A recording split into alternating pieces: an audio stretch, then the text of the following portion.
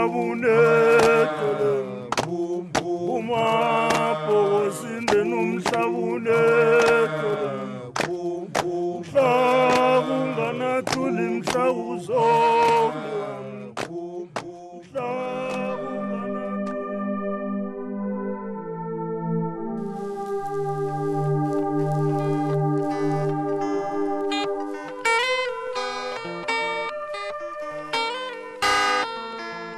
Isitshaba samaNdebele sitshaba esadabuka esitshabeni sabantu abanzima ebadabuka eCentral Africa endaweni ebizwa ngokuthi yiKatanga Woodlands.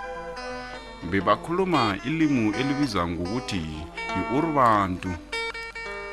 Isitshaba samaNdebele siyikoro ephuma esitshabeni samaNguni okuyihlanganyela yesiZulu, isiSwazi kanye nesiXhosa. Ikoro yamaNguni ngileyo eyalandela inkosi uNguni lokha nakalwa nomnakwabo uThonga nakubangwa ubukhosi. Inkosi yokuthoma yesitshaba samaNdebele nguNdebele, yena walanywa yingwenyama uJonoma, bese yena walanywa nguNanas, bese kwabusa ingwenyama uMafana. Ngemva kwaMafana kwabusa uMhlanga, yena owabusela ehlangeni namhlanje ibizwa ngeRenfontein. Ngemva kwengwenyama uMafana kwabusa ingwenyama uHlanga, yena owalanywa yingwenyama uMusi, okwaba nguyeke ingwenyama yokugcina eyabusa isitshaba samaNdebele sihlangene. uNdabezitha uChilis okwamahlangu koSothoro. uSothoro odabuka ePhakameni koSokhulumi. Kunento evelako lapho ukuthi kunechiku lakoSothoro elasuka lakuphakela kumkamna kwabo uSokhulumi. Manje thina siyinzalelo yasibelwana bekuphakeleni koSokhuluma. Manje-ke size lapha nje sizokulanda ukuthi thina njengabomahlangu abasiza njani. Mina-ke ukuba mkhulu wami ngujwele lo ubelethwa nguNquthu. uNquthu ubelethwa nguNjomani ubelethwa nguNkulungwe ubelethwa nguMrabheni.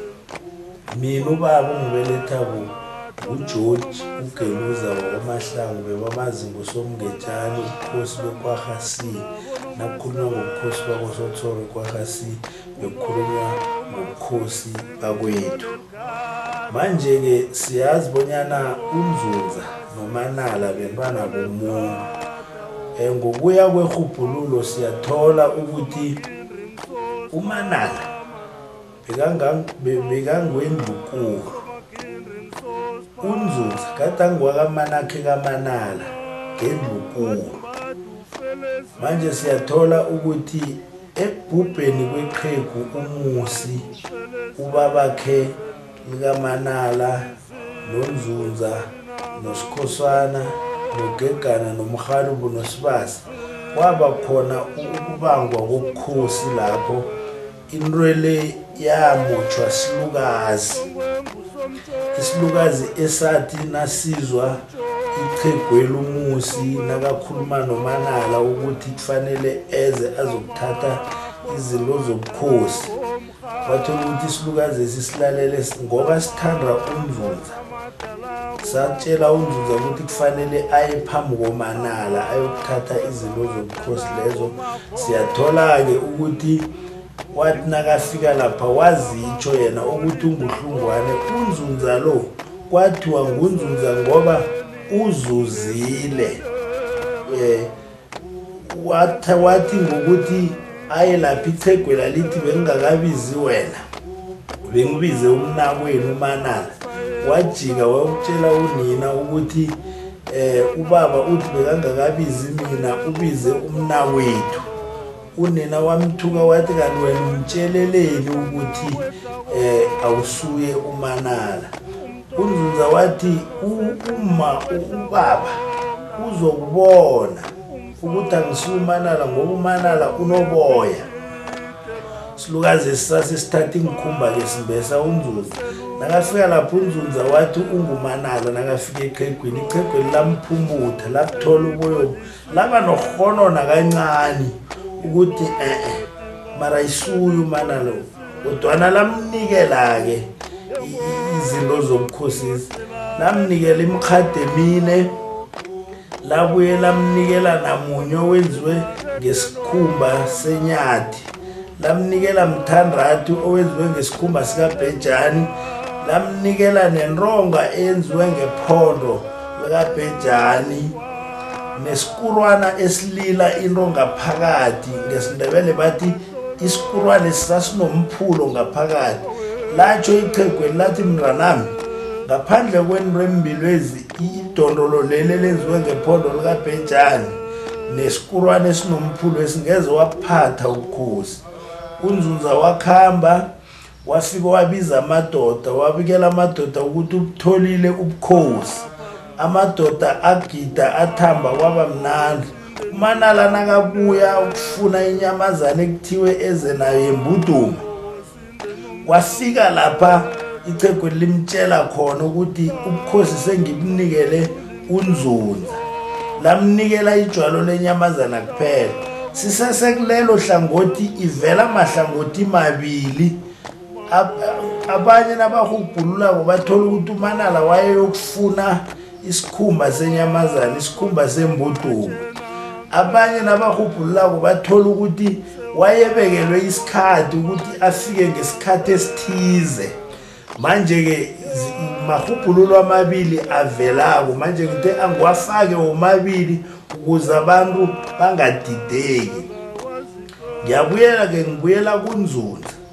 uNzunza wase uthi ngokuthola into zebukhosi wabaleka wachinga chuba lePumalanga umanala wathumela labe kade bajamana ukuthi abamlandele bokuthatha izinto zobukhosiza babathola basemasongololo yahlangana iPikanzuza nomanala yalwa lapho yalwa bajika bakwamanala ngoba bebaphelele isigume bathena bafika kwamanala wababuza umanala ukuthi ziphi into engithenizena zibathi siphelele isigume sathi wathi yenzana esinye nibalandele unyana ke bazabe babalandele babatholesele baseBhalule siyathola ukuthi nabalapha eBhalule bakwanzuza babhalela kweyama ngoba umlambo wawugcwele nabafika lapha bathola isitshaba sakwamsiza isitshaba sakwamkholozi bakwamkholozi babuza induna kaNzunza uNdala bathi kuye bathi ungiliphi uNdala naye wabuza wathi nina ningiliphi base bayatsho bakwamkholozi bathi thina singebakaSambuko kaliphahla sibuya le kulanga libalele sikhitshwe ngeza kwethu uNzunza wase uyabatshela ukuthi umanala ubaqedile emasongololo bathi basakhuluma njalo lavela ibutho likamanala umfazi wakwamsiza waba ukuthi bamnikele isikhumba sendini bamnikela wathi uyasicakanisa ngeke simlingane wathi bamnikele esinye bamnikela wasicakanisa esinye waguqa phezukwaso wakhomba ibutho likamanala wathi bangani benu baza ukuthi banibulala ngibe nani niyazibulalela bakwamsiza bahelebha bakwanzuza ukulwa namanala kwaliwa bafika lapha ipi ijanyiswa khona kuqolelwana khona uNzunza wakhipha udadwabo uMthise wamnikela amanala nawo akhipha udadwabo uGanuganu banikela bakwanzuza ngomnqopho wokuthi uMthise nakafika kwamanala nguye kufanele abelethe inkosi noGanuganu nakafika ngakwanzuza nguye kufanele abelethe inkosi umanala wase uthi kuNzunza wathi ungalizuza elingaphetsheya kweBhalule mina ngizakuzuza elinganeno nange uqalisisa kuhle iBhalule ikhamba lapha kuboGorbastala nganeno kweBhalule ukubamba boGorbastala ukubuya uzanganene ngesivumelane senziwa nguNzunza nomanala kuyindawo kamanala le ngaphetsheya kweBhalule ukuchunga totelitsheni kwamloyi kuyindawo kaNzunza ke le uNzunza ke wase uyakhamba ke uNzunza wachinga kwamgagadla indawo kulapho ekuhlangana khona ihunu noqapha.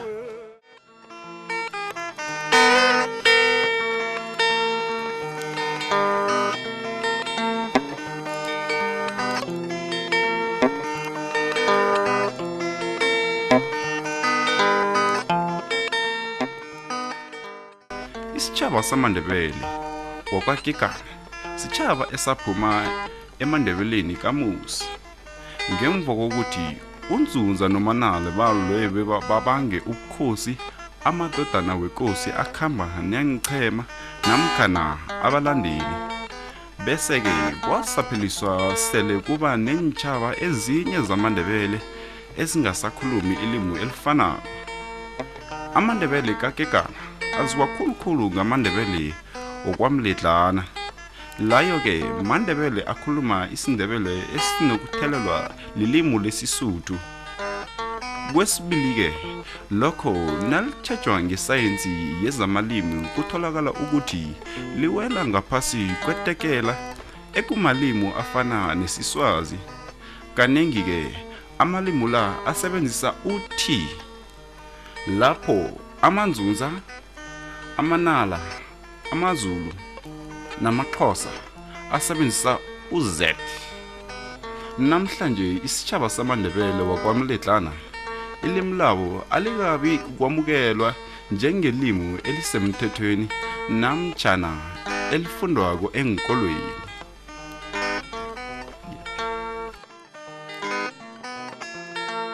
Sike wabusa lapho uNzunza ekubuseni kwakhe uNzunza siyazi ukuthi amadodana akhe ngendlukulu sinomrheja, sinokotheni, sinoqongo, sinopeta, sinondrimane. Ngilawa amadodana kaNzunza ngendlukulu. Emva kokuthi kulale uNzunza umrheje wathatha ubukhosi. Umrheje ekuthatheni kwakhe ubukhosi ubusile umrheje wabusa umrheje. Ekubuseni kwakhe umrheje kwathola ukuthi umrheje unamadodana amabili ngendlukulu nguBongwe noMagobholi. Amadodana kaMrheje kaNzunza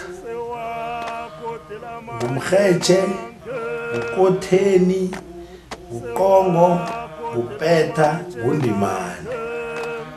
Wabusa-ke umrheje wayenamadodana amabili ngendlukulu kunguNrobela noMagobholi. Kwafumaniseka ukuthi ichegu elinasele likhululeko linomoya wokuthanda omncane uMagobholi.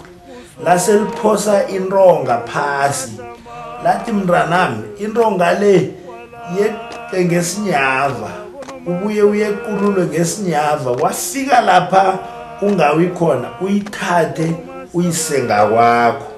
Wakwenza lokhu uMagobholi weqa intonga leya ngesinyava wayequlula ngesinyava wayidobha wayisanga kwakhe. Amagama aphuma eqegwini wathi mntanami ubukhosi banamhlanje ngebamandla. uMagobholi banoNrobela kwaba nabanye bajama noNrobela kwaba nabanye bajama noMagobholi balindele ukuthi ichegweli libhubhe. Ichegwela lithenga ukubhubha kwaba nepi hlangana koMagobholi noNrobela. Yalwa ipi kaNrobela noMagobholi kwahluleka uNrobela ongongomkhulu. uNrobela buwangale ekhaya okuhlala eHageni. Ihagelo labiza kwathiwa lihaga lakwaNrobela. Ihaga lakwaNrobela lingale ngehlangothini langeBelfast. Nawuchinga eBelfast bayazi abantu abahlala ngeBelfast isayidini abondrubazi lingapho ihaga likaNrobela. Wabusa-ke uMagobholi ekubuseni kwakhe wafuduka kwaMgagadla. Ekufudukeni kwakhe kwaMgagadla uMagobholi waya kwaSimkhulu ngehla kweNdubazi. Ekufikeni kwakhe kwaSimkhulu ngehla kweNdubazi uMagobholi ngiba ukuthi ngiyilungise lapha ekutheni abantu bakosokhulumi la ngobelethwa khona mina nabaloku bathi batsho ithuna likaNzunza likwasimkhulu akusiliciniso lelo. UNdzundza wabhubhela kwaMgagadla lapho ekuhlangana khona uQabha noHulu. Inkosi yokuthoma eyaya kwasimkhulu nguMagobholi. Abantu ngathana bakhamba bakwenza umnyanya babantu bakwaMagobholi bayowenzela kwasimkhulu ngombanyana uMagobholi nguye wokuthoma oya kwasimkhulu. Sisesesemkhosini bukaMagobholi ke uMagobholi wathi bonyana afike kwasimkhulu ngelinye ilanga kwathi kuhlezi kwabonakala kunenruthu phezu kwenraba. Nakunenruthu phezu kwenraba uMagobholi wathumela amabutho ukuthi ayokuhlola ukuthi inruthu le yangiyani. Bathi nabafika lapha bathola kunabantu bakwaSibanyoni. Nabafika lapha bathi inkosi ithe sokuqala ukuthi nibobani nina. Bathi awa thina singebakwaSibanyoni sibuya eSwazini. Bathi inkosi ithe sukani la nize ebantwini. Bafuduka abantu bakwaSibanyoni bokwakha hlanu kwenkosi uMagobholi. Kwathola ukuthi abanye sele badlulele kwaManala kunqaku kaMbudumo oyedosa abantu bakwaSibanyoni ngesikhathi beza labasuka eSazini nguGebsani igama lakhe. Wabhubha-ke uMagobholi. uMagobholi ekubhubheni kwakhe ubukhosi bathathwa nguBongwe. uBongwe ngilo obeletha uMahlangu. Wabusa uBongwe. Ekubhubheni kaBongwe nakufanele kubuse uMahlangu kwathola ukuthi uBongwe usesemncane. Kwathola ukuthi uMahlangu usesemncane. Ubukhosi wabanjelwa ngubamkhulu wakhe uSindeni. Wabusa uSindeni uSindeni wafika lapha uMahlangu eselafuna ubukhosi bakhe. Wabona ukuthi njengoba angakayi engomeni angakayi emasikweni akazukhona ukubuthola ubukhosi. Waseke uyabaleka ubalekele besuthwini uMahlangu wayokwela khona ukuthi akhona uzokuthatha ubukhosi bakhe. Ekugodukeni kwakhe uMahlangu bamthiya igama lokuthi nguSingalela ngoba ungalile wokwela engomeni engasiye ekhaya. Ngikho ibongo zakhe zithi nguSingalela kubeSuthu abanye bangalela ebukhobongweni. La ngifuna ukwenza ihlathululo-ke ukuthi emva kokuthi uMahlangu athathe ubukhosi bakhe siveza bentabakhe lapha-ke kuzokuvela boMgwezani ukuthi beza njani. Abantwana benkosi uMahlangu ukuthoma izibulo lakhe nguMarhoja umntazana. Wesibili bese kuba nguMgwezani. Wesithathu nguDzela. Wesine nguMrhabulu. Ngakwahlanzi nguKawule Magweni. Ngekhohlo nguNdamase naye bekamntazana. Bese alanye Msana uMaridili konDamase. Ngemfazini wesine nguBungela, nguKhoza, nguMzwezi, nguMaqandela, nguDini. Ngebemfazini wesine kaMahlangu. Bentwana ngemva kwenkosi uMahlangu umntwana enkosi uMarhoja wabe wathomba angakelani. Manje isitshaba sizwana ngokuthi inkosi kufanele ithathe ihlanzi. Inkosi yathatha umma kaMdalanyana, umma kaKawule. Isitshaba sajabula bonyana kuvela uMdalanyana sathi awa sekunenkosi. Uthe basajabulile njalo ngendlukulu bazokuvela uMgwezani nakwabakhe likaMarhoja. Kwakuze ukuthi ubukhosi buphumile ngendlela kwaKawule bubuyela ngendlela erehe ngendlini yakoMgwezani. Ekulaleni kukaMahlangu bafumaniseka ukuthi abentabakhe basesebancane. uSomakhawula waba nguye obambela uMgwezani ubukhosi umntwana ngendlukulu. Walala uSomakhawula wabuye bazokubamba inkosi uMaridili. uMaridili waba ingonyama yesitshaba kwasimkhulu njengoMagobholi. Amadodana wenkosi uMaridili bangendlukulu nguNunu, nobusehla wangekhohlo buhlanguza kata yedwa ngakwabo. Amabizo wamadodana kaMaridili athatha enziwa inanazelo. Emva kokubusa kwenkosi uMaridili owabambela uMgwezane omunye nguMdalanyane, indodana enkulu kaMdalanyane nguMbelebele.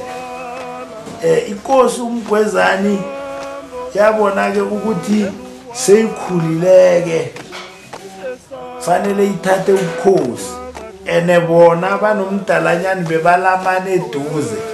Yakhamba yokufuna isihlahla enyangeni, yafike yabulala usongwanakhe lo uMdalanyane, yathatha ubukhosi. Amadodana benkosi kuMgwezane-ke ngila. Amadodana kaMgwezane nguGembe, nguMagodongo, uSothoro. uSothoro-ke ulapha ekubelethwa nini. Ebantwaneni bakaMgwezane-ke siyathola ukuthi inkosi uTsela naye wayebambele uGembe ngoba amncane. uTsela wafuduka kwaSimkhulu waya emlotheni kwaMaza. Emva kokubusa kwaTsela kweza uMrhabuli uSirudla Samaja. uSirudla wabusela emlotheni naye. Amadodana kaMrhabuli ngila nguKhunwana, nguBayeleni, uSogada, nguMavula, nguSibanjalo, uLagabejani, nguNgwevu, nguSotsholoni. Kwenzeka-ke ukuthi inkosi uMrhabuli ithumela abantwana bakamnakwabo ukuthi abaye empini.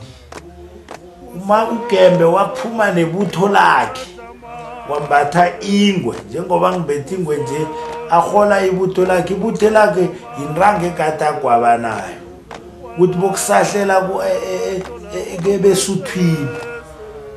uGembe bonyana bona ibutho labeSuthu walibona ngathi linamandla khulu lobahlula, wajamisa ibutho lakhe endleleni. Wathi ngokujamisa ibutho lakhe endleleni wangena isikhoti njengomro ozithuma. Lajama ibutho lasolo lilindele uGembe. uMagodongo kanti naye uyeza ngemva uza nebutho lakhe inrangakhe. Nabafika lapha bathola ukuthi ibutho likamnakwabo nandi lila. uMagodongo wabuza wathi umnakwethu uGembe uphi? Bathi solangene la ngayizolo. uMagodongo wathatha ibutho lakhe walihlanganisa nelikamnakwabo, wakhamba wokulwa nabeSuthu, wafika wathumba inkomo, wathumba nabentwana. Uthena kabuyako kwathola ukuthi ngesundu bewuthi na ubuya uyokulwa ipi, nanifika emlanjeni inkomo ezifanele zisele amanzi ukuze zingezinobutha ngale, zingezinobulwelwe. Namabutho la afike asele amanzi lapho. Bathi nabafika lapho uMagodongo emlanjeni base bathumela isigijimi ekhaya ukuthi asikhambe siyokubika ukuthi bathumbile. Bathi isithunywa sathi nasifikako ekhaya nasibikako bathi tshelani uGembe aziseza amanzi zikwazi ukweyama. Isithunywa satsho sathi uGembe sola angene esikhotini ngayizolo. Amadoda enkosini bathi hawu, uGembe uthunwe yingubo yomkhosi la embethe na akasaza kubusa. Ngikho kwavela ukuthi uGembe ngumathunwa ngiyakhe, ngumafanelwa ngezabumfowabo. Isithunywa sase sibuyele emva-ke uMagodongo waziseza amanzi. Nakuqeda uziseza amanzi zakhuphuka. Nasifika ekhaya uma kaGembe wakwakwazela, acabanga ukuthi ukwakwazelela uGembe kanti ukwakwazelela uMagodongo. uMagodongo-ke wakuba nguye-ke ozokuthatha ubukhosi. uMrhabuli-ke wafika lapha eselaluphele khona, ufika lapha athi umrakamnakwabo uMagodongo lo wabalekiswa wayekhaba omkhulu kwaMahlaze. Ngikho ibongo zakaMagodongo zithi Magodongo ngwenyama ilitlapa lakaRamrago kahloko yatlou, yindlovu yakhamba isima ngemithe ematshaneni, ibhebikisa amabombo kwaMahlanze ekhaba omkhulu. Nangusomthaba uvele ngakwaPondo, bathatha inhlangu bamphalalela, waphalela uGadana loNgevu, waphalala nencele likaGajana uSomthabi. Wafika lapho uMagodongo kufanele athathe ubukhosi bakhe khona. Inkosi uMrhabuli uMagodongo kwathi nakufanele azokuthatha ubukhosi bakhe akubanjele ngusongwanakhe uMrhabura. Amadodana kaMrhabura angongoreka bathi uMagodongo ngeze abuthole ubukhosi buzokuthathwa ngumnakwabo omkhulu uKhunwana. Ichegu elihliziyo wakhe yaba buhlungu khulu, wathumela igama walithumela lekhaba omkhulu kaMagodongo kwamahlazi ukuthi akubizwe uMagodongo azokwiza ukuthi abendra bakhe sele bathini. Wakhukhuthiswa uMagodongo wafika wafakwa ngendlini ichegu elamvimba ngemrebe. Lathi ngokuvimba ngemrebe lakhipha ihapa labiza amadodana akhe la. Ekubizeni kwala madodana akhe lathoma into obukhosi le. Babuyele egameni labo lokuthoma abantwana bakaMrhabura bathi baba ilanga nalicima la ubukhosi buzokuthathwa nguKhunwana. Baphikisana kuthe sele kusebusuku inkosi le yabaqotha bebathi nabaselako bangendlini inkosi le iphele ikhipha intonyana le inikela uMagodongo ngemuva aphela sela naye. Wabaqotha-ke ebusuku uthe ngokubaqotha ebusuku wase ukhipha uMagodongo ngaphakathi kwemrebe pha wambuza wathi ubezwile mntakamnakwethu ukuthi bathini na. Wavuma uMagodongo wathi iye baba ngibezwile. Wabuza kuMagodongo wathi baba njengoba batsho so iplani yini, ngiliphi liso esingalenza ukuthi ngithole ubukhosi bami?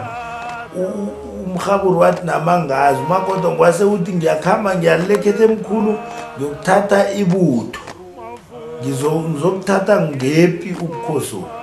Ichegu lathi nawuzane epileyo la ngiba ukuthi uMavula ungambulali ngoba yana uMavula nguye kufanele akubambela ikapho nawuselako. Wakhamba kuMagodongo wakhamba ukuthatha ibutho lisekhaba omkhulu weza nalo. Ipi yakhona yathoma emlanjeni yalwa bokudlula emzini bokudlula emasimini bakhuphuka.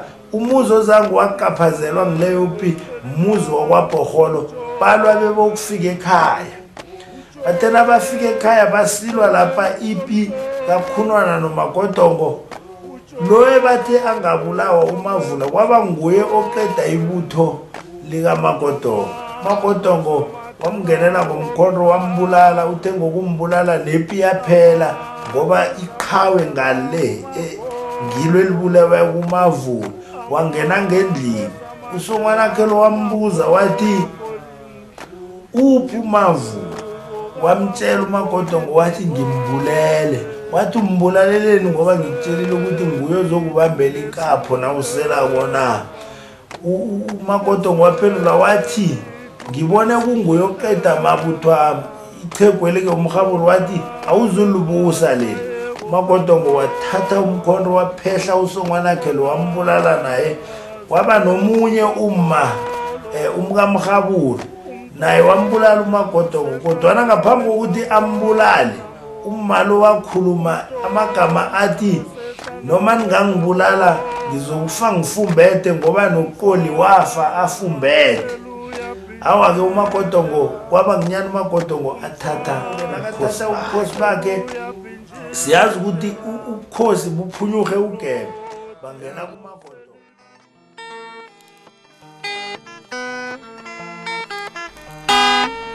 Abantu abaningi vane basithi umzilikazi kaMachobane nguye ewadosa phambili isitjhaba samaNdebele, kodwa akusiliqiniso lokho.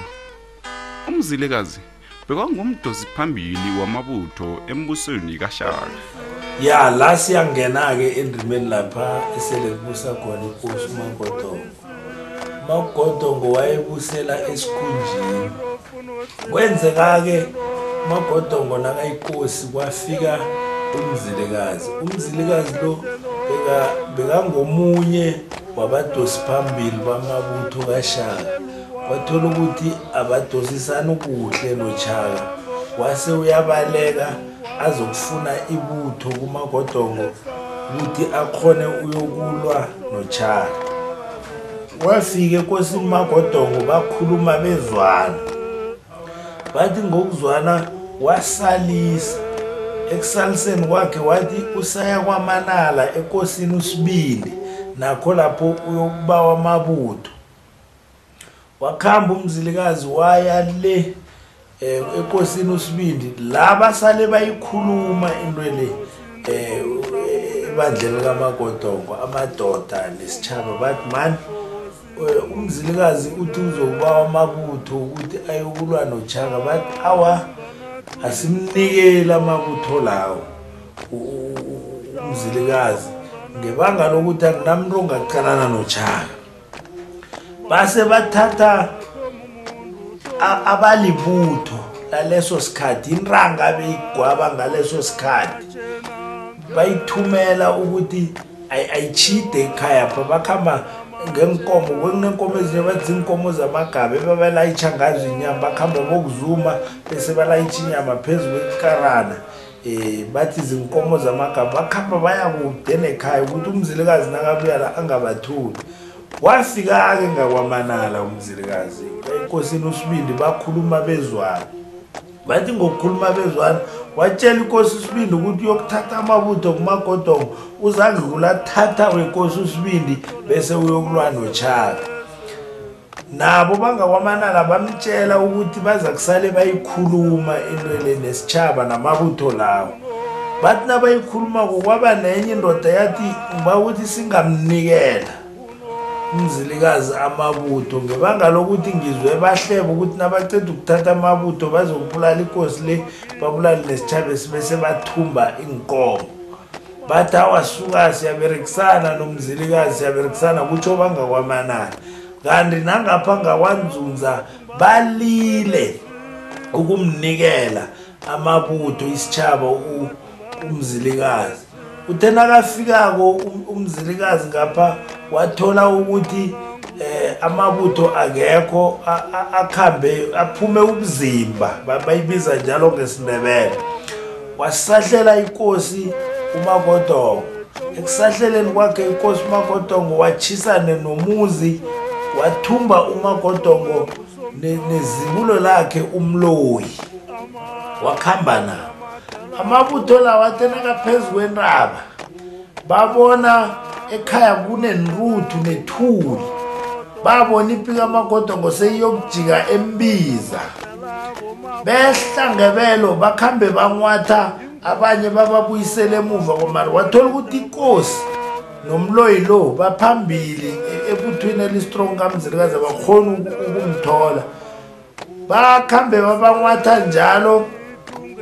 uMagodongo nakafika nabafika naye ngakwaManala basahlelana inkosi uSibindi leya athatha namabutho akhe bakhuphuka kulapha kwafika khona umzilikazi abulala inkosi uMagodongo abulala nomloyi ababophelela amatshe enranyeni abahloma ngemlanjeni. Umlamba khona nanje kuthiwa kusemlanjeni kwaMagodongo nawukhuphuka kudlula eLangkloof nawufika lapha kwaHertsog kunendlela engenako enganasikontiri ivelela emlanjeni kwaMagodongo ngesindebele bathi kusekudu. Ngokwehubhululo elinye bathi nendoda yakwaMthimunye yayilapho ebekuyinduna yenkosi uMagodongo. Kwaba ngileyo ndlela uMagodongo asahlela ngayo amaNdebele umzilikazi asahlela ngayo amaNdebele wasewuthumba inkosi uMagodongo nomntwana wakhe umloyi. Emva kwempika kaMagodongo uSomdei kaMagodongo nguye wasale abuthelela isitshaba lesi bekhambe sinwathwa mabutho asibuyisela emva ekhaya. uSomdei ke nguye owabalibambela abambele uTshambo. uSomdei wathatha umkhosi ngonyaka 1831 wabusela esikhunjini wakhothama ngo1835. Emva kokukhothama kaSomdei kwangena uSiboko naye bekasola abambele usokhulumo ubukhosi. uSiboko wathwala isiba ngonyaka 1835 naye wabusela esikhunjini. Ngonyaka 1837 wafuduka wayekwakha koMbiba eMostorlosi le eKwaDlawulale. uSiboko wena wafela ePini wakuyokliwa nabesuthu bakosokhari wamdakana wafela lapho ambulala. Emva kokuthi kubhubhe uSibogo-ke wafika lapha uSokhulumi kufanele ayokuthatha khona ubukhosi. Siyazi-ke ukuthi ngomthetho wakade umuntu nakufanele abe ingwenyama benikhamba naye nanifika emlanjeni adobhe ilitshe aliphose ngale komlambo. Ukuliphoseni kwakhe ngale komlambo amadoda athi bayede selasithethe isitulo sakhe bakhamba-ke bakhamba noSokhulumi ukuthi kufanele ukuphosa ilitshe ngale. Bathi nabafika lapho uMabhoko waliphosa ntangi ilitsheli. Amadoda athi bayede wabuza uSokhulumi wathi nathi bayede ngingakaphosi ilitshe nje nitsho njani. uMabhoko wathi ngibani lo bathi nguTshambo wena siwathi mbulaleni. uTshambo warabhela wathi awa ngiba ukuthi ningangibulali kunokuthi ningibulale bhetere benithathe ubukhosi ngikhulumile ngicedile kunyane ezabe kuvele ukuthi uSokhulumi nje. Bangena ngaleyo-ke ndlela ubukhosi endlini yakwaMabhoko.